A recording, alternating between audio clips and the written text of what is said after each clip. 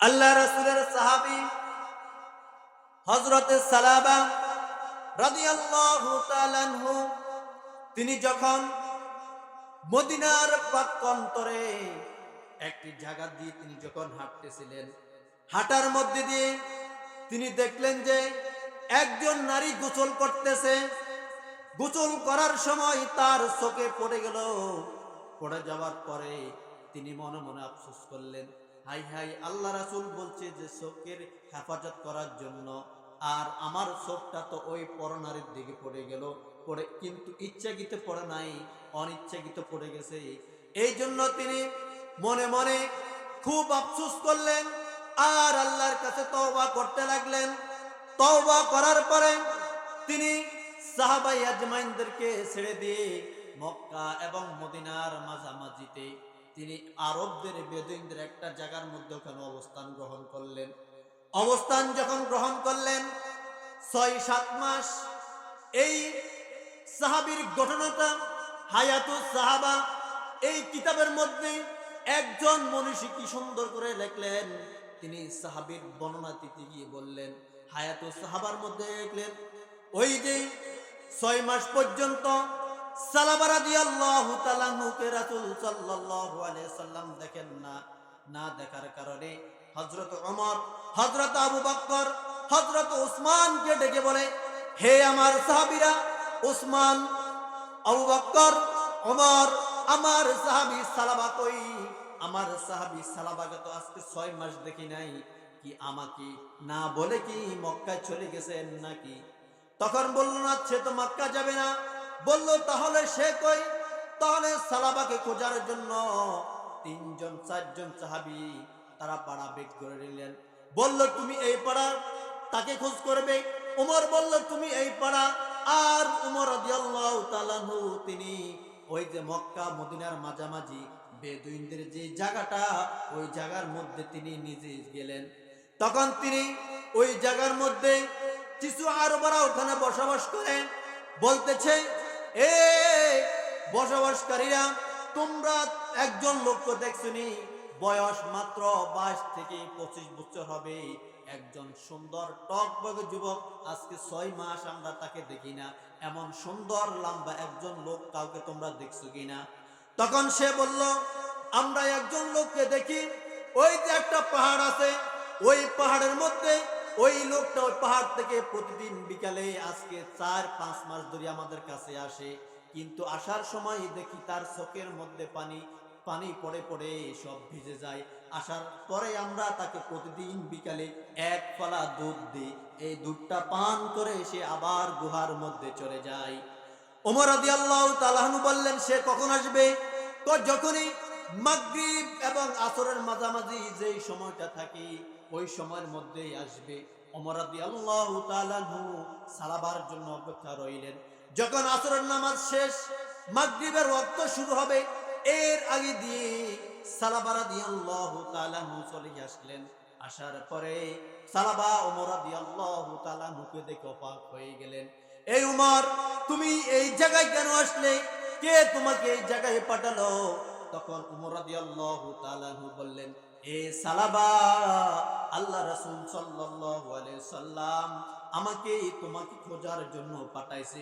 বলল, আমি যে একটা গুনাহ করছি, এই গুনার ব্যাপারে কি আল্লাহ তাআলা আমার বিরুদ্ধে কোন আয়াত নাযিল করছে কিনা? গুনাহ কয়টা? কয়টা? আমি যে গুনাহ করছি, আল্লাহ কি আমার নবীর উপর কোন আয়াত নাযিল করছে কিনা? ওমর বলল, কি গুনাহ? বলল, আমি গুনাহটা তোমাকে পরে বলতেছি। আমার নামটা কি মুনাফিকের কাতারে আছে কিনা? বলল, না না। বলল, তাহলে এই জায়গায় তুমি কেন আসলে? বলল, আল্লাহ রাসূল বলল আমি তোমাকে নেওয়ার জন্য। তখন আল্লাহ রাসূলের ওমর রাদিয়াল্লাহু তাআলা আনহুর কথা শুনে তিনি আল্লাহ রাসূলের সঙ্গে চলে যাইলেন। যখন তিনি আল্লাহ রাসূলের সঙ্গে চলে যাইতেছেন, চলে যাইতে যাইতে যখন কতটুকু গেলেন, যাওয়ার পরে আল্লাহ রাসূলের সামনে গেলেন।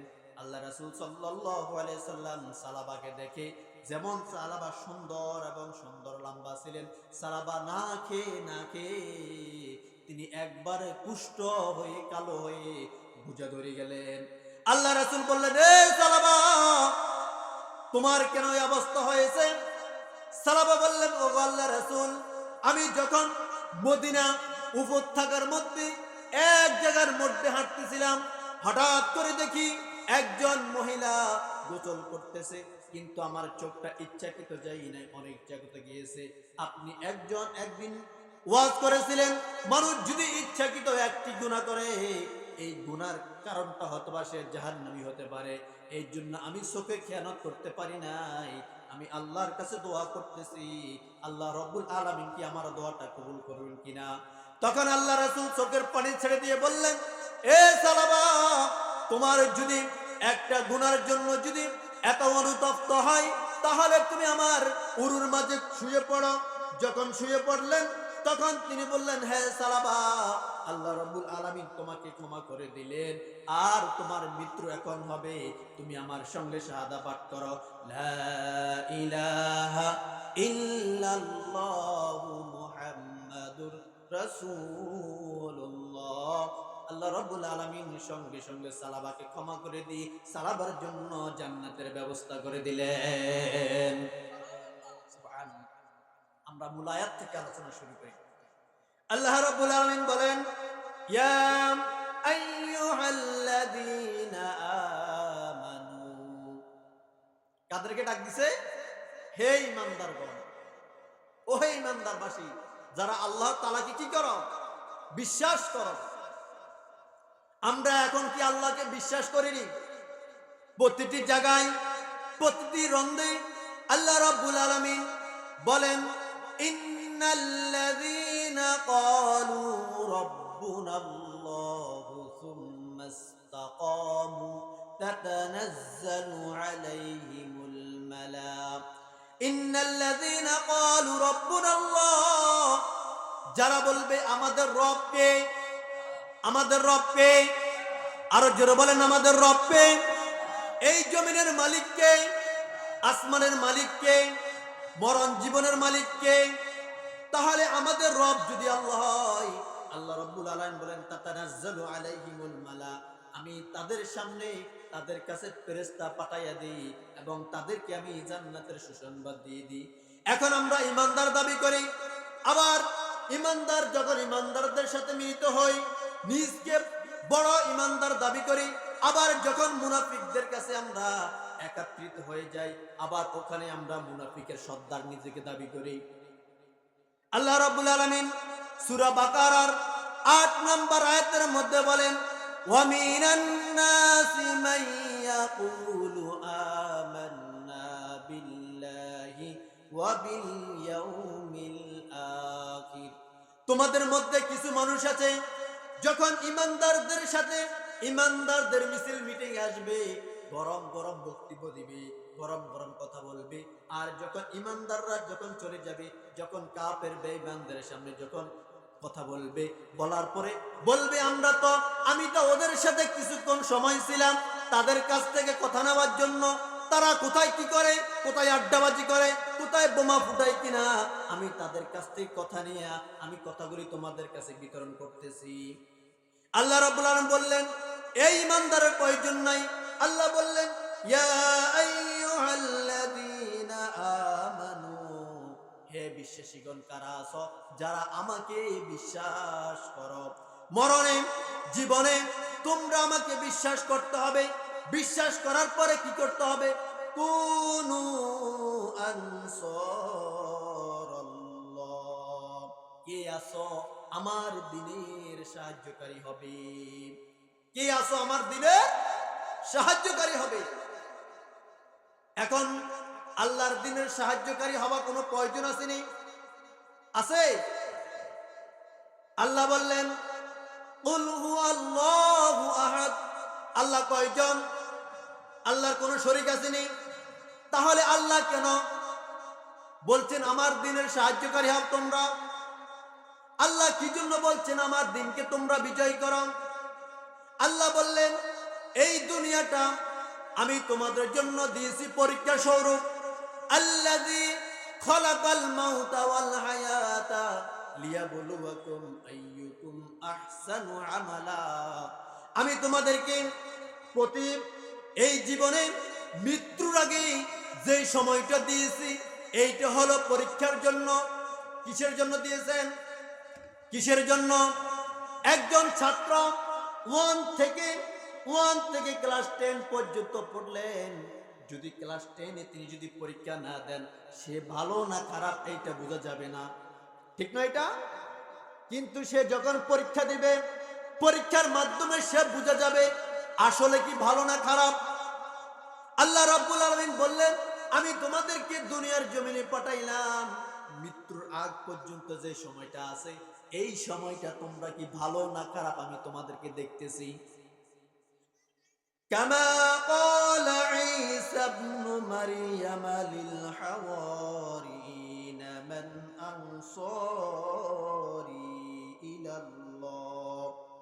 ঈসা আলাইহিস সালাতু ওয়াস সালাম যেমনি ভাবে দাওয়াত দিয়েছিলেন তার জনপদের লোকদেরকে, তার জনপদের লোকেরা, ওই সমাজের লোকেরা ছিল আদিবাসী, যারা কাপড় দই, যারা কাপড় ইস্তারি করে তাদেরকে বলা হয় আদিবাসী। ওই সমাজের লোকগুলি ছিল আদিবাসী। আল্লাহর নবী ঈসা আলাইহিস সালাতু ওয়াস সালাম তাদের কাছে যাই দাওয়াত দিলেন, কে আসো? কামা ক্বালা ঈসা ইবনু মারইয়ামা, মারইয়ামের ছেলে ঈসা আলাইহিস সালাতু ওয়াস সালাম তাদের কাছে যাই বললেন, কে আসো আমার সঙ্গে দ্বীনের সাহায্যকারী হবে? তখন তারা বলল, ক্বালাল হাওয়ারিউনা নাহনু আনসারুল্লাহ। ঈসা, আমরা তোমার সঙ্গে হাতে হাত মিলায়া দ্বীনের জন্য, দ্বীন বিজয়ের জন্য কাজ করে যাব। সুবহানাল্লাহ। বলল, আমরা তোমার সঙ্গে দ্বীন বিজয়ের জন্য, তুমি যেই জায়গায় সর্বপ্রথম দাওয়াত দিয়েছিলে ওই জায়গার মধ্যে কিছু লোক তোমাকে প্রত্যাখ্যান করেছে, আমরা তোমাকে প্রত্যাখ্যান করব না। তোমাকে তাকিয়ানুসের সন্তানেরা হত্যা করার জন্য চেষ্টা করেছিল, কিন্তু আমরা তোমাকে হত্যা করব না, আমি তোমাদের সঙ্গী হব। কার সঙ্গী হব? ঈসা নবীর সঙ্গী হব। আমরা কার সঙ্গী হতে হবে? আল্লাহর নবীর সঙ্গী হতে হবে। আমাদের নবীর নাম কি? হযরত মুহাম্মদ সাল্লাল্লাহু আলাইহি সাল্লাম। আমাদের নবীর সঙ্গী হওয়া লাগবে। কোন মানুষ যদি আমাদের নবীর সঙ্গী না হয়, আমাদের নবীকে আদর্শ না মানে, এখন আমাদের তো আদর্শের অভাব নাই। আমরা যখন একবার এক একজন আসে তখন বলি আমাদের জাতীয় বাবা আমাদের আদর্শ, আবার বলি আমরা অমুকের সৈনিক, অমুক আমাদের আদর্শ। আল্লাহ রাব্বুল আলামিন পবিত্র কুরআন মাজিদে বলেন, লাকাদ কানা লাকুম ফি রাসূলুল্লাহি উসওয়াতুন হাসানাহ। আমি তোমাদের জন্য মডেল এবং আদর্শ কোন মানুষকে দিই নাই, একমাত্র দিয়েছি মুহাম্মদ রাসূল সাল্লাল্লাহু আলাইহি ওয়াসাল্লাম। কোন মানুষ যদি মুহাম্মদের আদর্শ বাদ দিয়ে, কোন মানুষ যদি আল্লাহর নবীর আদর্শ বাদ দিয়ে অন্য কোন মানুষের আদর্শ ধরে, অন্য মানুষেরকে মডেল হিসেবে মানে, তাহলে সে ঈমান থেকে বহিষ্কার হয়ে গেল, ঈমান থেকে বহিষ্কার হয়ে গেল।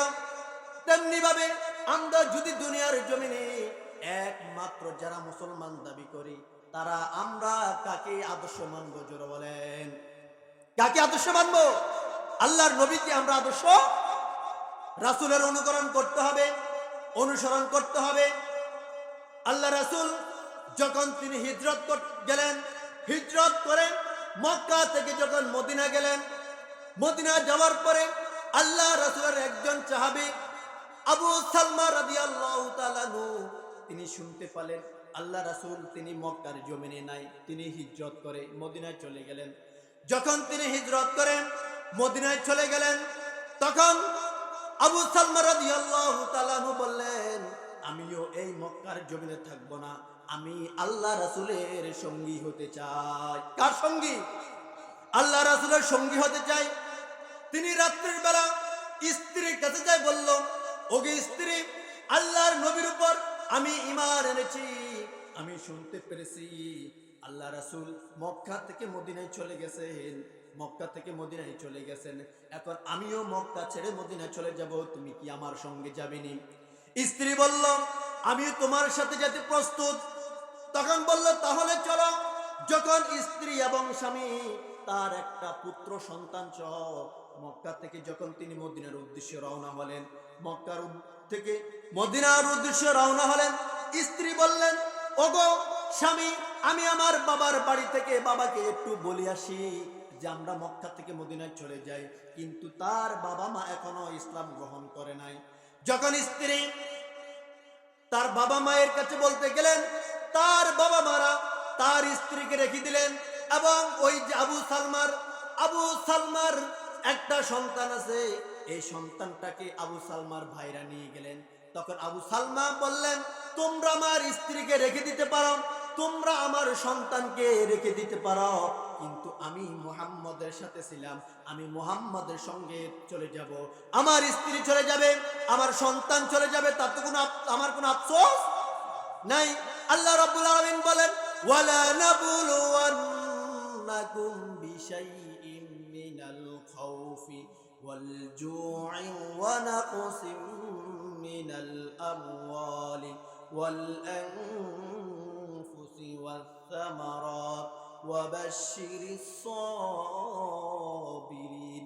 তোমরা যদি দ্বীনের সাহায্যকারী হও, তোমরা যদি ইসলামের উপর অটল থাকো, তোমরা যদি ইসলামকে যদি তোমাদের জীবন ধারণের যদি আদর্শের মধ্যে রাখতে পারো, আমি তোমাদেরকে ওয়ালা নাবলুওয়ান্নাকুম বিশাইইন মিনাল খাউফি ওয়াল জু'i ওয়া নাকসিম মিনাল আমওয়ালি ওয়াল আনফুসি ওয়াস সামারাত, তোমাদেরকে ক্ষুধা দিব, তোমাদেরকে ভয় দিব, তোমাদেরকে ফাঁসি দিব, তোমাদের সন্তানকে আমি দূরে ফেলে দিব, তোমাদের স্ত্রীদেরকে আমি হত্যা করব। এরপরে তোমরা যদি অবাশশিরিস সাবিরিন, তাহলে তোমরা দ্বীনের সাহায্যকারী হতে পারবে, নতুবা তোমরা কখনো দ্বীনের সাহায্যকারী হতে পারবে না।